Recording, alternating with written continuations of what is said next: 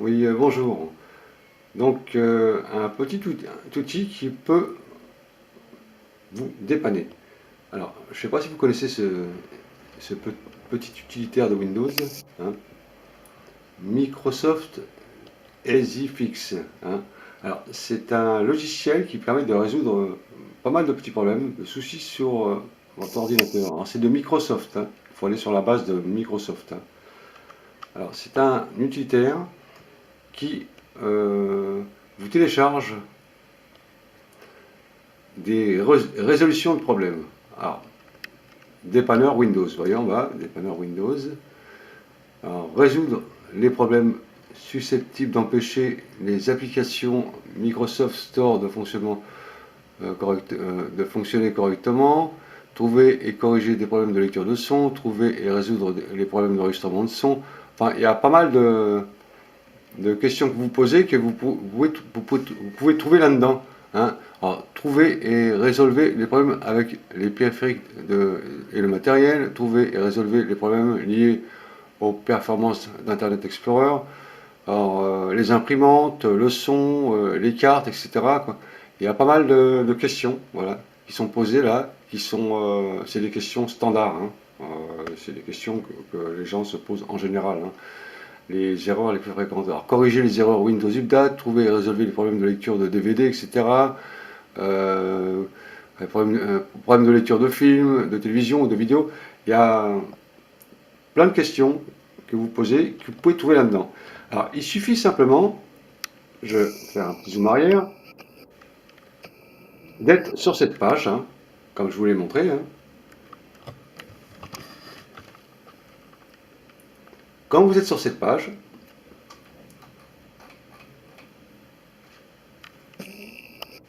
vous avez les questions.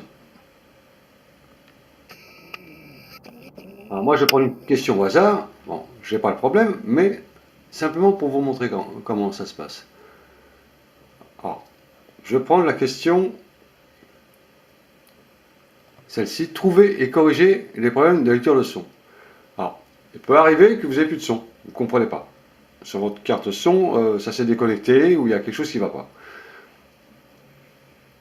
Avec ce petit transfert de données là, Windows, il va essayer de corriger. Alors voilà. J'ai mis la question sur mon ordinateur, elle est dans mon ordinateur.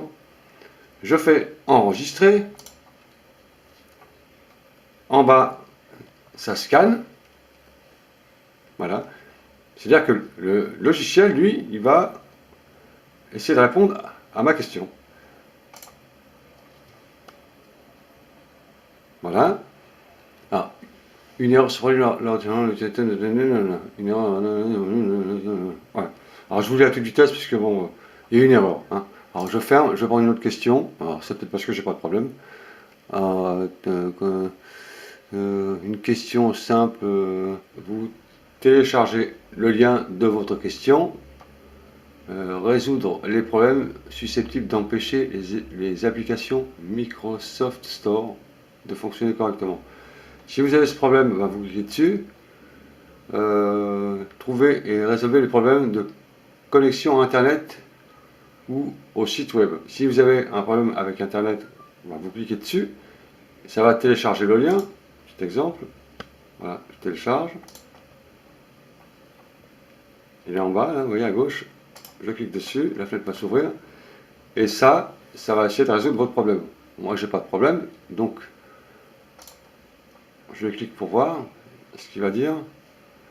Il cherche, il collecte. Alors, j'essaie d'accéder à un dossier. Alors, ça, c'est encore des questions que vous posez, vous, que le logiciel vous pose. J'essaie d'accéder à un dossier ou à un site web spécifique sur un réseau. Voilà, donc mon problème est différent. Donc, ça, c'est des questions qui se posent peut-être pour vous. Donc, vous cliquez dessus et vous suivez la procédure. C'était un exemple, hein. Donc, vous avez plein de questions. Alors, il y a aussi les imprimantes, le son, le microphone, la lecture des films aussi sur Internet, la lenteur des vidéos, etc. Ça peut résoudre des problèmes, hein. Les mises à jour aussi, corriger les erreurs Windows Update, ça c'est les mises à jour de Microsoft, hein.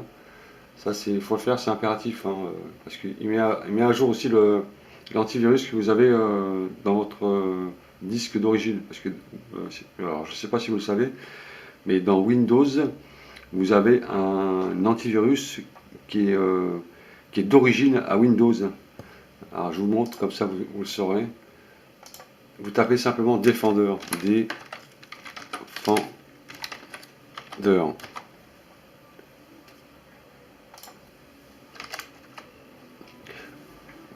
Voilà, vous avez là-haut, vous voyez là-haut, Windows, je grossis un peu le plan, Windows Defender.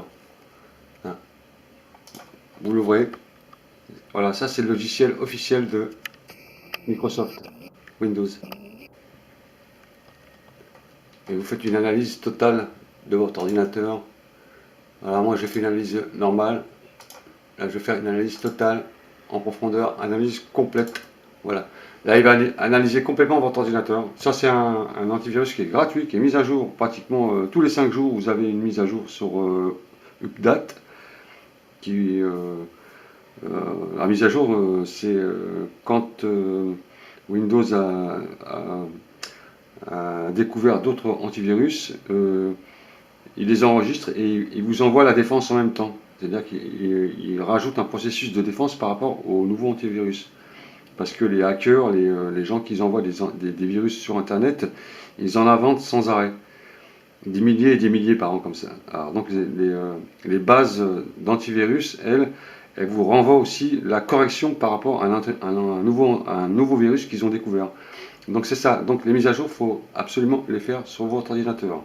Ça met à jour le processeur, ça met à jour vos pilotes, ça met à jour les correctifs de lecture, de vidéo, ça met à jour pratiquement tout votre ordinateur. Ça, il faut absolument faire. Il ne faut jamais stopper les mises à jour. À un moment donné, il va ralentir, vous n'allez pas comprendre. Voilà. Alors ça, c'est l'antivirus gratuit de Microsoft. Alors sur Internet, il y a beaucoup de choses à savoir. Alors je l'éteins, c'est pas la peine. Donc ça, ce sont des résolutions de problèmes gratuits de Windows. Hein. Plein de questions. Hein. Imprimante, son, vidéo, Internet, tout ça. Il y a plein de choses à savoir. Gratuit. Hein. Il suffit d'aller sur cette page. Hein. Comment utiliser les solutions Microsoft EasyFix. Hein. Vous tapez ça dans votre barre de recherche et essayez de tomber sur la page de Microsoft, absolument. Hein. Les autres sites, niet, faut pas y aller. Il faut aller sur le site officiel de support Windows. Voilà, donc il faut de temps en temps vérifier aussi votre défragmenteur. Défragmentation, ça s'appelle. Vous tapez DFRA et vous avez sur votre gauche le défragmenteur de disque qui va décompresser à fond la caisse tous vos disques. Alors vous voyez là, moi j'ai 4 supports. Donc vous tapez dessus et vous faites défragmenter le disque. Alors vous les faites tous en même temps, défragmenter, défragmenter, défragmenter. Alors qu'est-ce que c'est que la défragmentation? C'est ça, le problème, c'est qu'il y a beaucoup de mots qui sont balancés sur Internet, mais on ne sait pas ce que c'est. La défragmentation, c'est pas une, mais tous les dossiers que vous avez téléchargés, hein, à force de cliquer sur des liens, c'est enregistré sur votre disque dur. Et la défragmentation, il va les séquencer, les placer sur votre disque dur pour libérer de la place. Et il va les ranger, quoi. Voilà, c'est comme un gardien dans un grand parking qui gare les voitures par rapport à leur couleur. Voilà, les couleurs blanches ici, les voitures rouges dans ce secteur, les gros camions par là, les fichiers sont ici, etc. C'est ça la défragmentation. Il range tous vos fichiers et le disque dur il est plus aéré, il est plus libre et ça rajoute de la vitesse à votre ordinateur. Ça, c'est une chose qu'il faut faire. Si vous ne l'avez pas programmé, parce qu'on peut configurer le planificateur ici, et vous le configurez une fois par semaine. Hein. Moi, il est configuré pour mercredi, donc c'est un truc à faire. Alors, je ferme. Qu'est-ce que vous avez sur votre ordinateur? Vous avez le disque dur aussi. On n'y pense jamais, le disque dur. Regardez sur le disque dur. Vous faites un clic. Alors, disque dur, je recule en arrière, je vais recommencer cette opération parce que c'est très très important. Donc vous cliquez sur le petit logo qui est en bas, la petite boule, vous cliquez après sur l'ordinateur, ensuite vous cliquez sur le disque dur principal et vous faites un clic droit sur propriété. Sur la propriété, vous avez quoi? Regardez, vous avez un outil. Vérifier maintenant. Je clique sur vérifier maintenant. Vous avez deux options. Réparer automatiquement les erreurs du système de fichiers ou rechercher et tenter une récupération des secteurs défectueux. Alors, si je laisse la case réparer automatiquement les erreurs des fichiers, même si je fais démarrer, ça ne va pas le faire. Mais par contre, la prochaine fois que vous allez démarrer votre ordinateur, vous allez avoir une page noire qui va s'ouvrir et ça va lancer un logiciel qui va détecter toutes les erreurs de votre ordinateur à l'état premier. Hein. Ça, ce sont les bases d'enregistrement de Windows qu'on ne voit jamais sur votre ordinateur, mais les informaticiens connaissent très bien ça. Alors ça, je laisse tomber. Et si je fais par exemple récupérer et tenter une récupération des secteurs défectueux, là, le logiciel va se mettre en route et la petite barre verte, elle va se remplir. Voilà. Vous voyez tous les fichiers là qui se mettent en route. Et là, il fait un calcul pour tenter de récupérer les erreurs des secteurs défectueux. Hein. Alors ça peut être très long, hein, ça peut durer 1 heure. Hein. Alors moi j'annule, c'est pas la peine, mais c'est des choses à savoir. Alors, il y a autre chose à savoir, c'est que sur Général, quand vous retournez à Général, nettoyez le disque. Voilà, le processus se met en route. Vous avez un petit nettoyeur qui va enlever tous les fichiers en cache, les mises à jour, etc. Ben, tout ce qui est mis de côté, mais qui génère de la place sur votre disque dur. Vous pouvez ainsi récupérer entre 4, 5, voire 10 gigas hein, sur votre disque dur pour libérer la place. Alors ça dure quelques minutes, on attend un peu, et on va nettoyer la corbeille, les erreurs du fichier Windows, etc. Enfin, tout ce que l'ordinateur enregistre, même en cache. Hein. En cache, ça veut dire que l'ordinateur, même si vous travaillez dessus, lui, il fait un travail derrière. Il continue à travailler, même si vous n'êtes pas dessus. S'il reste allumé, bien sûr. Il corrige automatiquement les erreurs, tout ça, il met tout en ordre. Voilà, donc on laisse ce petit nettoyeur de disque qui va finir son processus et après vous allez voir une fenêtre s'ouvrir pour voir les gigas et les fichiers qui sont à effacer du disque dur. Alors c'est pas vos fichiers, c'est pas vos vidéos, etc. qui sont enregistrés dans vos dossiers qu'on efface. C'est des trucs qui sont mis de côté et qui servent plus à rien. Alors vous voyez en haut là, tout ça là, alors corbeille, fichier internet temporaire, tout ça, hein, les mises à jour Windows, fichiers temporaires, etc. Page web hors connexion. Alors tout ça, les miniatures qu'on a mises et puis qu'on a mis de côté, fichiers archivés de rapports d'erreur Windows. Alors ça génère de la place sur votre disque dur. Alors, ce qu'on fait, on fait simplement OK et on fait supprimer les fichiers. Et à la place d'avoir par exemple 93 Go,8, je vais avoir peut-être 9. Hein, on va voir ce que ça donne. Ah ouais, c'est passé à 94. J'ai gagné un peu de place. Alors ça c'est bien à faire, par exemple quand vous allez par exemple sur vos ordinateurs, vous allez sur vos vidéos. Si vous avez des quantités de vidéos sur votre ordinateur hein, que vous ne servez plus, vous les effacez, vous les enlevez. La vidéo ça tient beaucoup de place. Les vidéos que vous ne servez plus, vous les enlevez carrément. Vous les enlevez, hein, vous faites un supprimer hein, à droite comme ça, toc, vous supprimez.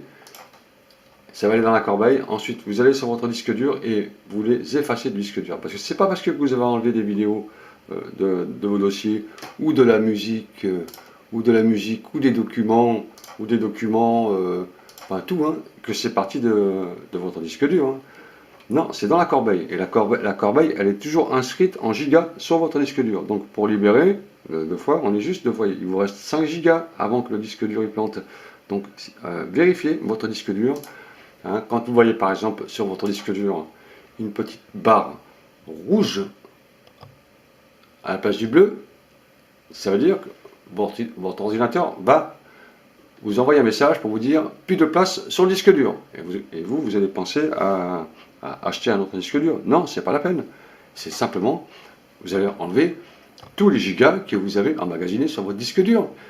Si par exemple vous voulez garder les vidéos, vous achetez une clé USB et vous faites glisser toutes vos vidéos sur un copier-coller par exemple, sur votre clé USB, une clé USB de 30-40 gigas, et vous allez conserver vos gigas. En attendant, vous continuez à garder votre disque dur. Hein. C'est pas parce qu'un disque dur il est plein qu'il est foutu. Hein. Attention, ne confondez pas. Voilà, quelques explications. Donc j'espère que tout ça, va vous rendre service. Il y a encore pas mal de choses à apprendre sur Internet, sur la navigation. Hein. Alors beaucoup de gens naviguent sur Internet et téléchargent plein de saloperies. Alors ça, attention, il y a plein de choses à savoir. Hein. On vous propose des liens, vous téléchargez et par derrière, ça vous télécharge des virus et votre ordinateur, il va s'arrêter tout seul. Donc faites bien gaffe à tout ça. Il y a une option aussi. Alors, quand vous avez une page qui bloque sur votre ordinateur, vous êtes sur un site, vous naviguez, et puis d'un seul coup, il y a une page qui se met et vous n'arrivez plus à la fermer. Vous voyez, tac, vous cliquez dessus et ça ne ferme plus. Et deux fois, vous êtes obligé d'éteindre votre ordinateur pour arrêter ce processus. Alors, si vous avez un travail en cours sur vos fichiers Word ou Excel, ça va tout effacer si vous ne l'avez pas enregistré. Donc, ce qu'il faut faire, clavier, vous allez sur CTRL et ALT. Vous appuyez en même temps dessus, ainsi que la touche Sup du clavier. Vous appuyez en même temps.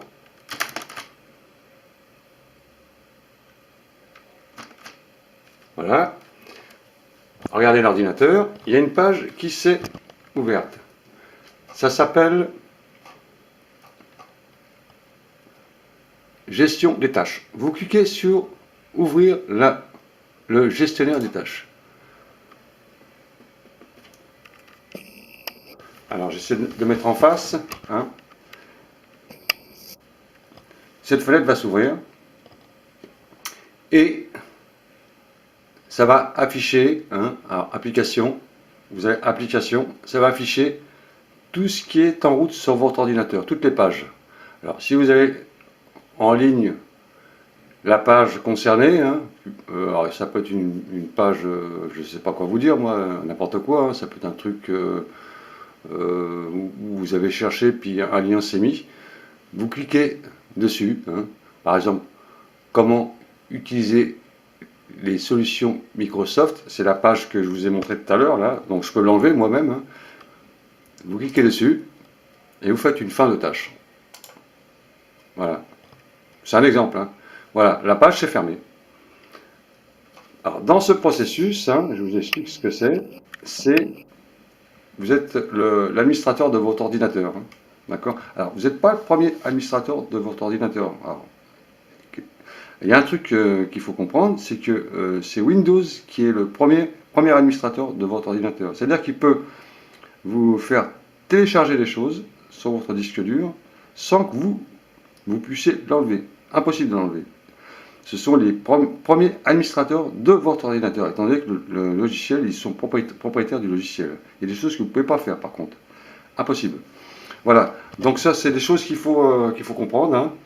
Donc votre ordinateur va revenir sur la page où vous étiez, mais aura effacé la page que vous ne voulez pas qui s'impose à vous. Donc c'est des gens qui vous imposent des téléchargements et en cache, deux fois, vous ne le voyez pas, il y a un virus qui se télécharge dans votre ordinateur. Alors quand vous voyez ça sur Internet, tout de suite, vous allez dans le gestionnaire des tâches et vous enlevez la page en question.